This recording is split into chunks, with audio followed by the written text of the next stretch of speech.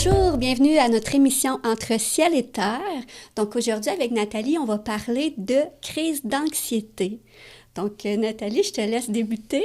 Oui, crise de panique, crise d'anxiété. Ça, là, c'est quelque chose... crise de panique. Oui, tu sais, ça vient quasiment dans le même...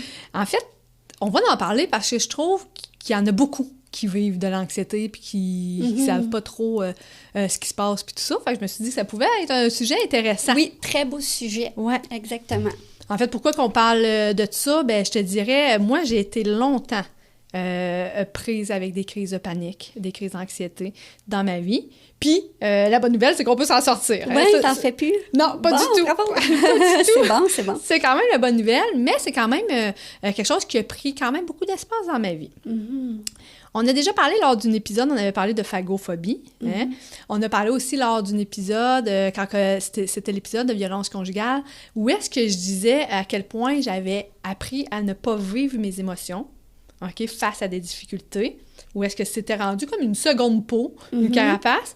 Mais ça, là, le fait de ne pas vivre les émotions, là, mais ça m'a amené petit à petit à ce que dans ma vie, j'aurais envie de dire vers 20 ans, 21 ans, où est-ce que je faisais des crises de panique comme ça se peut pas, OK, tout le temps. C'était quelque chose qui arrivait dans ma vie de manière c'est ça, assez ponctuelle. Je vais te donner une main. C'était fréquent. Mettons qu'on dise sur un laps d'une semaine ou un mois, tu pouvais en faire... Je pouvais en faire beaucoup. Parce qu'en fait, ce qui est intéressant avec l'anxiété puis les crises de panique, ou qu'importe, ou l'anxiété, c'est que plus qu'on a un signal, qu'on a peur de quelque chose, puis qu'on va fuir, bien, on apporte la réponse à notre cerveau qu'on avait raison de fuir. Parce que quand on quitte l'élément anxiogène, on sent mieux. Fait que plus qu'on fait ça, c'est comme si la peur, là, en premier, là, est toute petite dans notre tête, hein, comme un petit poids. Mais là, OK, face à ça, on sait pas comment raser, fait que là, on va trouver une manière d'esquiver, puis ça nous fait du bien. Fait que là, la peur, elle vient faire « Ah, j'avais raison de te montrer que j'avais peur, hein? » Parce que là, tu te sens mieux. Puis elle grossit, puis elle grossit, puis elle grossit. Puis à un moment donné, ça devient tellement grand que ça prend vraiment d'espace dans ta tête, puis tu te mets à avoir peur comme de tout, à anticiper tout. Puis parlant d'anticiper, je trouve ça intéressant parce que dans le temps, là, les gens, là, tu sais, une fois que, tu sais, quand la santé mentale n'était pas trop abordée, OK, je dirais ça de même, tu sais, l'anxiété puis ces affaires-là, c'était comme, on fait quoi avec ça? Dans le temps, là, dans la médecine, ce qu'ils faisaient avec des gens qui étaient internés parce qu'ils avaient peur de tout, mais en fait, il y avait la lobotomie qui existait. Oui. Puis il allait enlever la partie du cerveau qui faisait en sorte qu'on pouvait se projeter dans le futur. Mon Dieu Seigneur, c'est drastique, hein? Oui. Une chance qu'on a évolué. Mais en enlevant cette pensée-là, cette partie-là, la personne était tout le temps dans le moment présent, OK? Puis ne pouvait plus se projeter dans le futur, donc elle n'avait plus d'anxiété. Fait que c'est intéressant de savoir que l'anxiété est le résultat d'une anticipation de quelque chose qui pourrait mal aller. Si je panique, si je perds le contrôle, si je panique devant tout le monde, j'ai de l'air de quoi? Eh, mon Dieu, je vais mourir! Tu sais que c'est toute une affaire qui est en lien avec le futur. OK? Tu sais, ça, c'est un point qui est vraiment intéressant à nommer, ça. Qui est là. OK, mais j'aurais un bémol. Oui, vas-y. J'ai vécu une seule fois une crise d'anxiété sur une perte de sensation du corps, mais j'étais dans le présent à ce moment-là. J'étais pas « je vais-tu mourir? » Je comprenais juste pas mon corps. Puis ça me fait faire une crise d'anxiété. Fait que peut-être qu'il peut arriver des rares cas où ça peut être aussi sur le présent, non? Oui, c'est ça. Où est-ce que la peur justement, la peur de perdre le contrôle? Mais la peur de perdre le contrôle, ça t'amène dans le futur. Si tu perds le contrôle, il va arriver quoi? C'est vrai. Tu sais, en blanc, qu'est-ce qui se passe avec mon corps? Je comprends pas. Qu'est-ce qui va arriver? Je vais-tu aller à l'hôpital? Je suis en train de mourir? J'avais pas ces pensées-là. C'est vraiment... Mais c'était comme... Qu'est-ce qui se passe, là? Si j'avais plus accès à mon corps. Ça me fait freaker, puis boum. Et voilà, c'est ça. Ouais. D'après moi, si on creuserait derrière ça, il n'y avait pas... Parce que quand que tu te dis, admettons, exemple, si je perds le contrôle de mon corps, ben c'est correct. Tu reviens à toi. Mais si c'est une espèce, je perds le contrôle de mon corps, puis... Qu'est-ce qui va se passer? Qu'est-ce qui se passe, mais dans le sens de qu'est-ce qui va se passer, qu'est-ce qui est en train de se passer, puis ça va amener quoi? Ouais. Exactement, tu as raison. Parce qu'en ramenant, mettons, dans cette situation-là, ça serait arrivé, mettons, tu aurais eu les outils, tu aurais dit... je perdrais le contrôle de mon corps. C'est ça. Ça aurait vraiment, vraiment, vraiment calmé. Ça aurait fait, mais OK. tu sais, au final. Puis c'est bien ce que... Ce serait assez étonnant, là, si je suis en train de faire un ACV, genre. Oui, c'est ça, puis, mais... j'en ferai un, tu sais. Non, c'est ça. Ben oui, mais c'est comme mon histoire avec... quand j'avais peur de m'étouffer en avalant ma nourriture, il a fallu qu'à un moment donné, pour m'en sortir, je me dise, ben coudonc, avale. Si j'ai à mourir à cause d'un morceau de patate, ben je vais mourir à cause de ça. T'sais, ou même avec la violence conjugale qu'on a déjà parlé, ben si j'ai à mourir parce que j'ai laissé cette personne-là, ben ça sera ça. Il y a comme une dédramatisation drastique, mais qui amène quand même à ne plus voir ça comme ça. Mais ce que tu me dis, ça me fait rappeler, moi aussi, dans le temps que je faisais mes crises de panique, c'est exactement ça. Quand ça arrivait, là, je me touchais le bout du nez, puis là, je le sentais pas. Puis là, voyons, je sens pas. Puis là, on se pince, tu sais. Puis on dirait qu'on sent pas notre corps, fait que là, on panique. Voyons, comment ça, tu sais. Fait que ça l'amène... Là, tu pars dans des scénarios là, qui amènent bien des affaires, tu sais. Puis, qu'est-ce que ça avait amené, genre, l'anxiété dans ma vie? Mais là, c'était qu'avec le temps, j'avais fini par fuir tous les endroits où est-ce que j'avais eu une mini-crise de panique. Donc, au volant. Donc, je ne conduisais plus.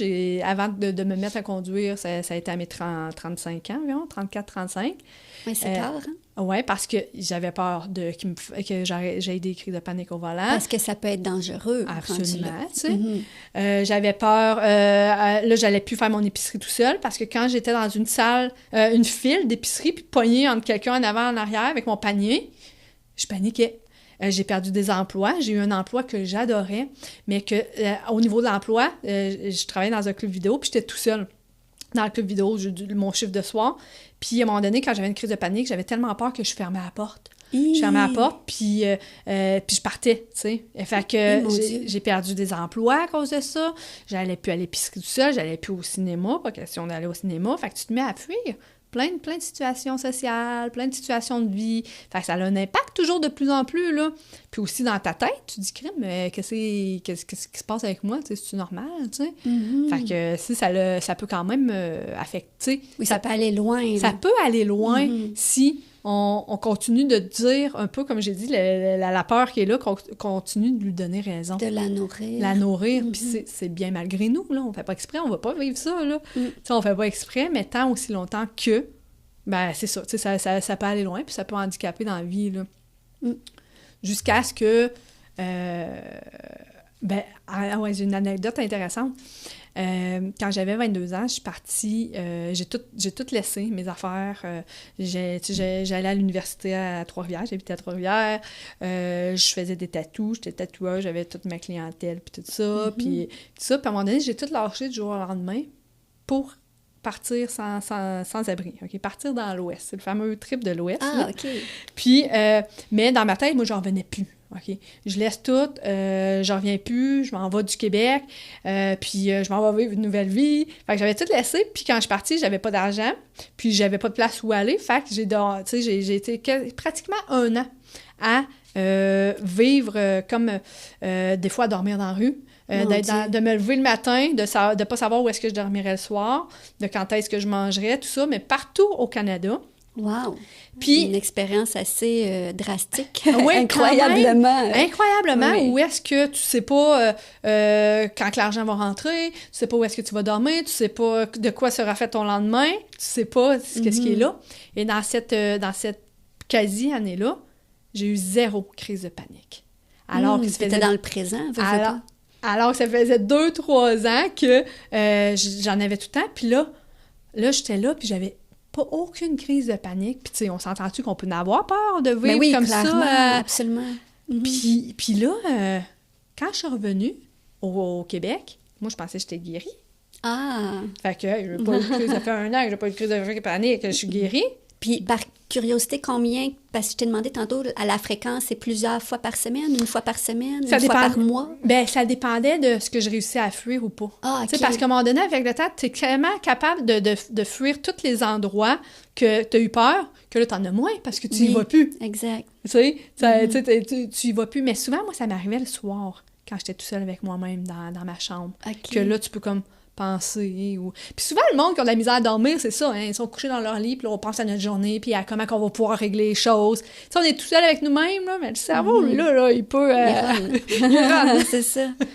Fait que c'est ça. Ça pouvait varier du contexte, de ce qui se passait à l'extérieur. Tu sais. Fait que c'est ça. Fait que quand je suis revenue au Québec, moi, je pensais que j'étais correcte puis tout. Puis à une minute, je suis revenue au Québec. Ça a recommencé. De même.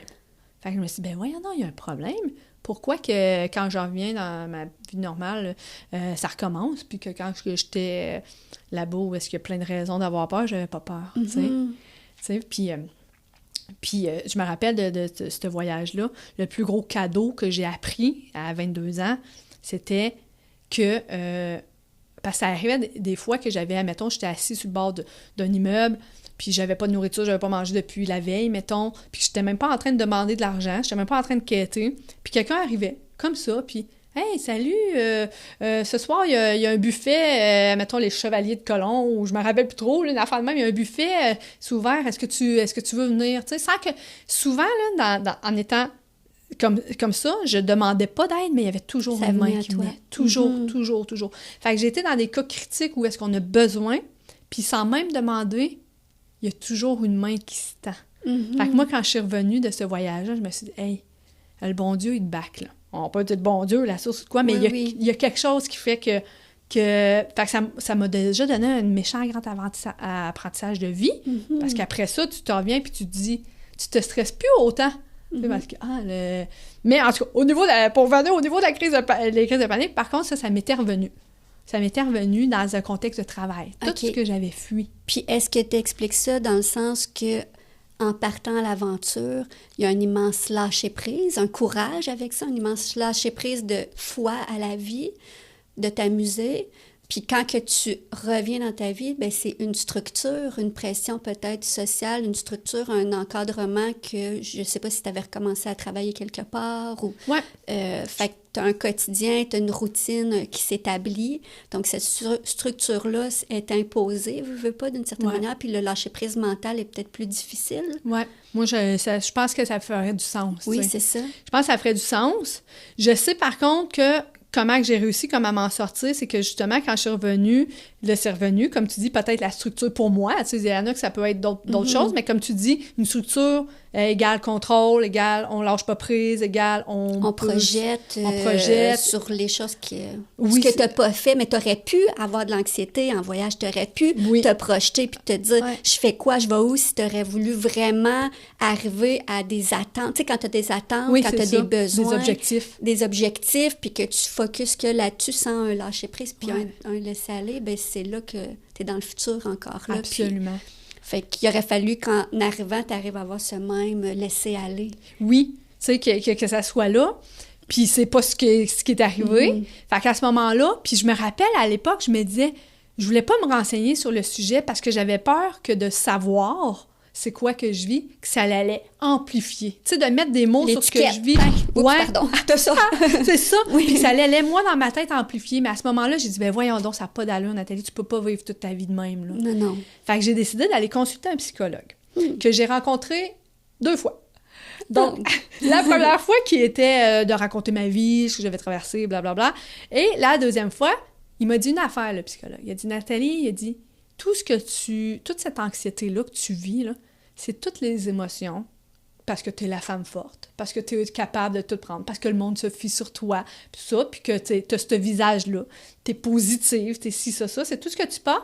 Mais tu sais, toutes tes petites bébites, là, tes peurs, tes craintes, ce que tu t'autorises pas de pas être parfaite et tout ça, mais ça, c'est refoulé. Puis là, finalement, c'est toutes ces émotions-là que tu refoules pour paraître, hein? Ben ça cogne à ta porte, là. Fait que chaque crise d'anxiété, c'est une émotion qui dit « Hey, moi, je veux être entendue. Hey, je suis là, j'existe. » Puis quand il m'a dit ça, il a dit « Apprends à... en tout cas, c'est une phrase quand il m'a expliqué que ce que je vivais, c'était mes émotions refoulées, pour moi, il y en a que ça prendrait beaucoup plus. Moi, je sais que dans ma vie, je suis quand même...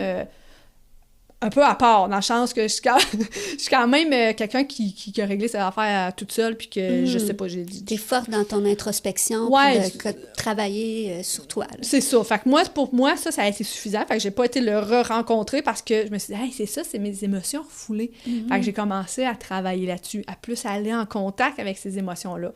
Mais ça, c'était ce travail, parce que on se rappelle que à mes 13 ans, là, moi, je m'étais bloquée par survie. Si je montrais mes émotions, je mourrais. Ou l'animal, là, on fait un petit point sur notre émission. Oui, c'est vrai. On se rappelle que pour moi, de montrer mes émotions de peur, de pleurs, de tout ça, c'est une survie. Il y a quelque chose qui va... C'est un réflexe de survie. Oui, parce que si tu les démontrais dans ta violence conjugale, il y avait une répercussion négative. Absolument. Il réagissait négativement à ça. Puis une grosse, puis une réelle. Oui. Fait que moi, je suis là. Fait qu'à ce moment-là, moi, j'étais la femme que je peux pas montrer ça parce qu'inconsciemment, il y a quelque chose de dramatique qui va arriver. Fait que ça a été d'apprendre à...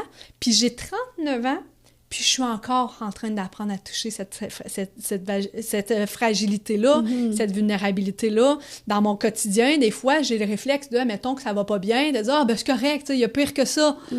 Ah, ben non. » Tu sais, je l'ai le réflexe, mais maintenant, j'apprends à « OK, Nathalie. » Tu sais, maintenant, je le sais, quand que j'ai quelque chose qui me dérange, parce que j'ai une écoute un peu plus, mais il y a encore du travail à faire, mais aussi parce qu'exemple, il y a une nuit que je vais juste pas bien dormir. Puis je sais pas pourquoi, parce que moi, en apparence, il y a rien de... Mais là, je me dis, OK, Nat, si ton sommeil est agité, il y a probablement quelque chose que là, tu t'es allé explorer, là. Fait que là, je prends ce temps d'introspection-là pour aller voir, OK, tu sais, qu'est-ce que...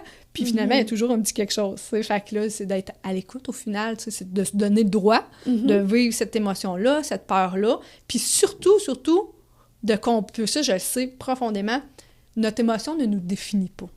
Non, clairement. T'sais, notre émotion, c'est comme des petites... Moi, je les vois comme des petites bulles autour de nous qui passent, qui sont là. Puis quand on les voit, mais qui vont être là tant aussi longtemps qu'on les voit pas, qu'on y dit pas qu'on les voit pas. Fait que moi, il est venu un temps, je me rappelle, pour reconnaître que j'avais des émotions, c'est qu'il y avait ces... Tu sais, je me mettais comme en état de calme. Puis là, j'allais voir quelle émotion qui tournait autour de moi. Puis là, je faisais juste les nommer. OK, je suis triste, là, présentement. Je cherchais pas le pourquoi, du comment, à cause de mon enfance ou à cause de... Je faisais juste nommer. Hey, je me sens triste. Puis le fait de le nommer, on dirait que l'émotion avait fait je suis vue. Oui, je comprends. Elle faisait OK. Tu sais, elle continuait son chemin. Fait que j'ai appris, moi, à juste reconnaître que j'avais une émotion qui voulait être vue. Pas refoulée, étouffée, nanana.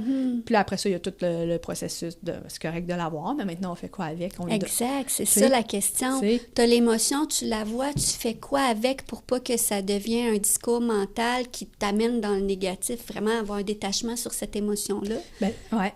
Est-ce que tu la fais guérir instantanément? Est-ce que tu l'acceptes, elle est là, mais tu essaies de te booster, te motiver vers quelque chose de plus positif? C'est quoi l'astuce concrète? Est-ce qu'il y a une recette gagnante pour tout le monde? C'est différent pour chacun? Moi, ce que j'aurais envie de répondre, est-ce que c'est la recette gagnante pour tout le monde?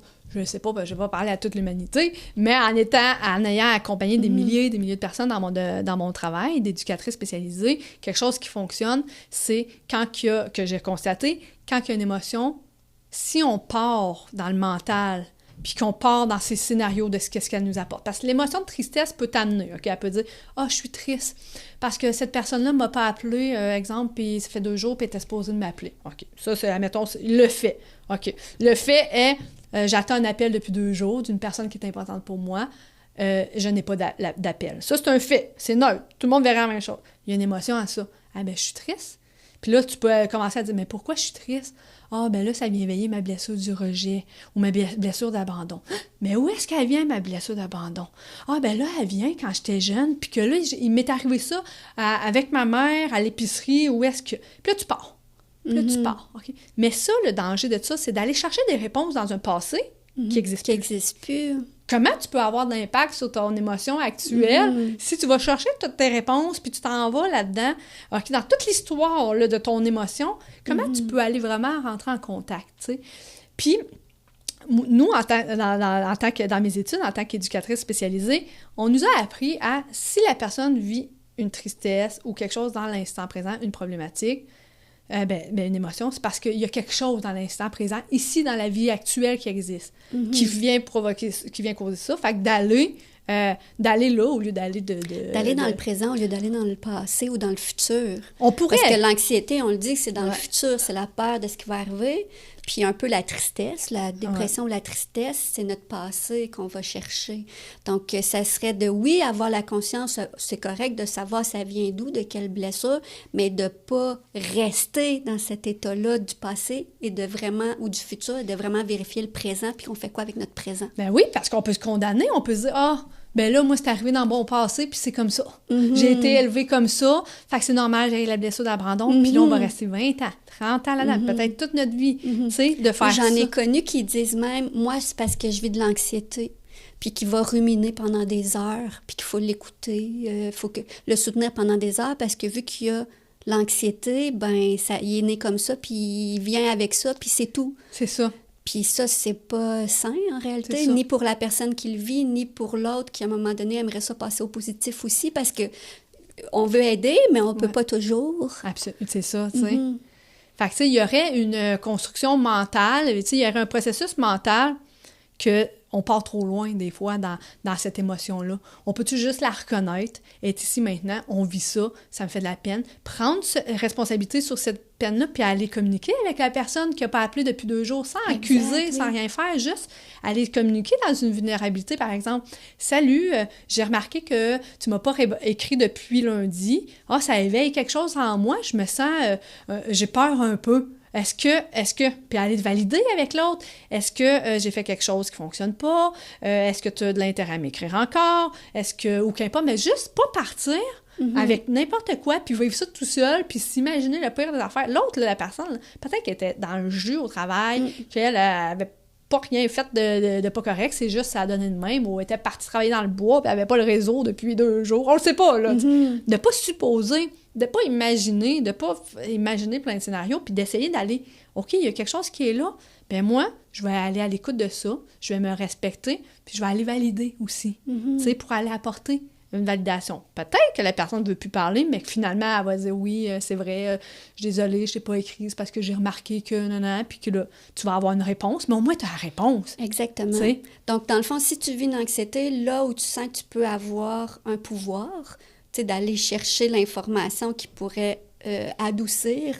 ton état, tu le fais. Parfois, tu l'as pas, la possibilité de l'anxiété vient de quelque chose que tu peux pas agir pour aller valider quelque chose.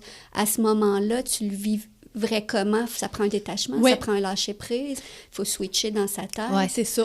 Ben moi, mes trucs que j'ai eus à l'époque, là, quand je vivais de l'anxiété, premièrement, il y avait ça, puis ça, on y croit pas, hein, parce qu'on se dit, voyons, c'est tellement complexe que je vis que juste respirer correctement peut pas venir aider à... tu sais. Mais faut pas oublier que quand on fait, par exemple, une crise de panique, il y a une information dans ton cerveau qui dit qu'il y a un danger, puis il faut que tu te sauves, tu sais. Puis que là, puis si tu figes, tu sais, puis là, ton cœur s'accélère parce que là, tu as une décharge d'adrénaline. Ton cerveau vient de dire, il y a un danger, il y a un lion, vite, sauve-toi, mais il n'y a pas de lion. OK, c'est juste que ton cerveau, il vient de dire ça, fait que tu as toute la décharge d'adrénaline. Fait que déjà, en le partant... souffle change. Des fois, t'en as plus. Oui. T'arrives plus à respirer. Voilà. C'est ce qui était arrivé. J'arrivais plus à respirer. Oui. Plus de souffle, bloqué, d'être figé. Fait que c'est de, justement, moi, ça a été de respirer. Tu sais, d'apprendre à juste inspirer. Comme solution, te calmer. T'sais. Physiquement, ton corps. Commencer à travailler physiquement ton corps pour le calmer. Puis le mental vient après. Mais là, quand tu es en crise, la solution, c'est de commencer par le corps. Absolument. Parce que c'est une réaction du corps. Absolument. De venir, fait qu'en respirant, par exemple, de retenir le souffle 2-3 secondes, d'expirer. T'inspires, t'expires combien de secondes? On va faire une idée d'exercice. Moi, ce que je faisais, là, c'était 5-3. 5-3 ou 5-4. Okay? T'inspires 5 secondes. Tu retiens 3 ou 4 secondes. Puis tu relâches 5 secondes. 5 secondes. Mais juste ça, de faire ça 1 minute ou 2, tu viens au moins, comme tu l'as nommé, dire à ton corps, là, OK, tu sais, d'enlever la dose d'adrénaline qu'il t'a donnée pour fuir. Fait que là, ça amène dans un état plus calme. Oui, déjà ça. Ça, c'est de la cohérence cardiaque. On a déjà parlé brièvement. Oui, puis aller chercher en recherche sur Internet la cohérence cardiaque parce que ça a vraiment un impact sur le battement de cœur, ça régularise ton corps. Physiquement, là, c'est prouvé, là, s'il te branche tout, là, on a des vidéos sur Internet de ça, et l'impact, le cœur se met à se battre à un rythme très régulier, donc ça a un impact, c'est très, très bon. Donc, pour une crise d'anxiété, c'est la première chose à faire. Absolument. Puis après ça, comme tu l'as nommé, on s'en va au niveau du mental. On va dire, là, OK, c'est rétabli.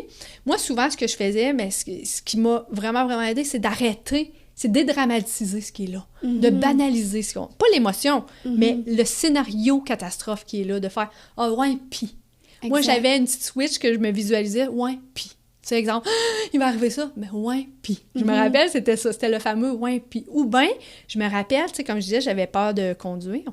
Puis, tu sais, des phobies, là, des fois, c'est irraisonné. Le monde, il va dire, voyons, c'est stupide, mais coudonc, c'est là. Qu'est-ce que tu veux qu'on dise, c'est là.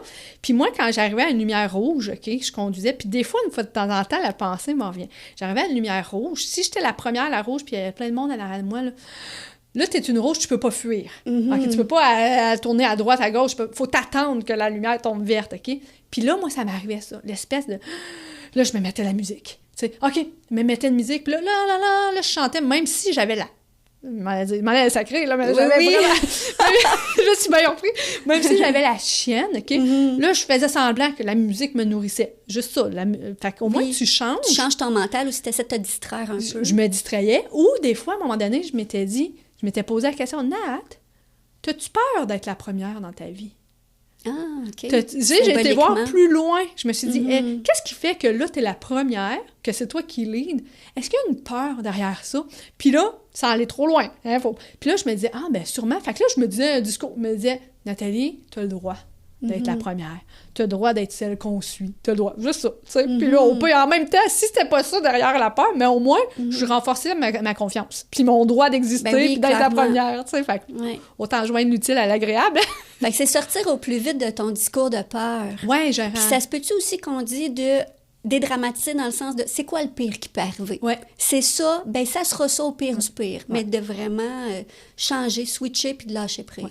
J'aurais peur, ça. Okay. J'aurais peur, mais là, je sais pas. Ça dépend des contextes aussi. Parce que justement, quand on a peur, on imagine le pire, puis c'est ce qui fait qu'on a peur. Mais pas se l'imaginer, mais plus dans le sens de dédramatiser, de se dire il arrivera ce qui arrivera. Ça sera ça. Tu sais, j'ai pas de contrôle. Si j'en ai pas, j'en ai pas. Si j'ai un contrôle, comme tu dis, appeler la personne. Oui. C'est là où tu as du pouvoir, tu le prends pour essayer de calmer ça.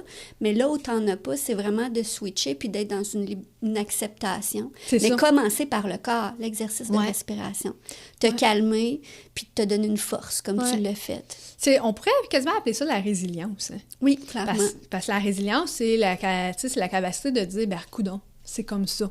Pas la voyons, j'avais un autre mot, pas le mot m'échappe. Parce que tu as résilience, mais tu as aussi le mot qui est, ben, coudonc. Tu sais, où est-ce que tu subis? Exact, le mot m'échappe, là, une différence entre résilience puis comme... Ben, c'est un peu d'être la victime, mettons. Ben, c'est ça. D'accepter un tort. Pas un tort, d'accepter, en tout cas, un négatif, puis que ça sera de même, ben, mais c'est en ça. victime. Là, Ben, coudonc, c'est normal. J'ai vécu ça toute ma vie, fait que ça va être ça. Nos pensées limitantes, on peut en avoir bien gros. Ça pourrait être un sujet, ça, d'émission. Les pensées limitantes, nos croyances limitantes, comment ça teinte notre actuel, tu sais. Fait que, mais c'est ça, si on revient à nos moutons. Donc, la résilience, tu sais, de se dire, d'apprendre à accepter que chaque expérience de la vie, ben, ils ont un sens. Des fois, on ne sait pas. On ne sait pas c'est quoi le sens, mais il y en a un, sinon ça n'arriverait pas. Fait qu'on va y aller avec une dernière phrase. Si tu avais quelque chose à conseiller, soit pour quelqu'un qui en vit ou pour un proche qui connaît quelqu'un qui en vit, c'est quoi la solution première? Oui, on a parlé du corps, mais y a-tu des ressources? C'est sûr qu'il y en a des ressources. On est chanceux maintenant en 2025, là, ou là, peut-être en 2026, dans notre ère, OK? On est chanceux parce que des ressources, il y en a partout. T'sais, au niveau de l'anxiété, il y a des livres, il y a des livres qu'on peut lire.